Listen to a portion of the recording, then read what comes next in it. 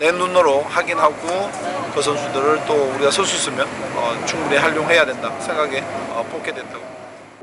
Sintayong, Indonesia mau asal-asalan ke Piala Dunia U20, roadmap Indonesia tidak jelas.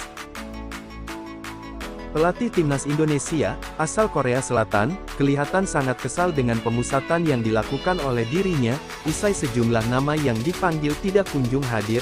Terdapat ada 3 pemain yang belum bergabung dengan pemusatan latihan timnas Indonesia, Marcelino Ferdinand, Ronaldo Kuateh, dan Muhammad Ferrari.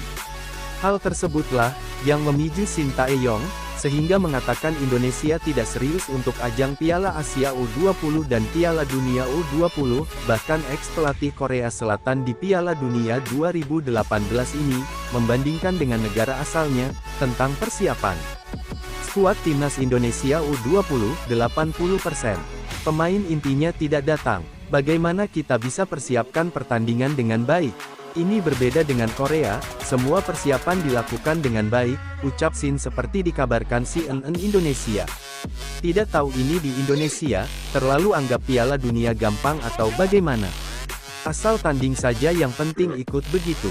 Kalau persiapan seperti ini, ya tidak akan bisa mempersiapkan dengan baik, katanya. Bahkan Sintayong menyebutkan, Indonesia tidak akan berbicara banyak di ajang Piala Asia U20 Uzbekistan.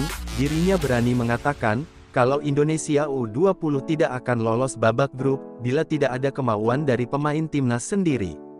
Kalau di Korea Selatan persiapan tidak seperti ini. Di sana sangat sistematis, sesuai dengan roadmap. Kalau begini belum tentu kita bisa lolos dari fase grup Piala Asia U20 2023, ujar Sin. Bukan apa-apa, saya hanya minta ketegasan dan pengorbanan dari diri masing-masing. Kapan lagi kita bisa lolos ke Piala Dunia? Apakah kita mau jauh lebih baik atau cukup bertahan di situ-situ saja? Katanya.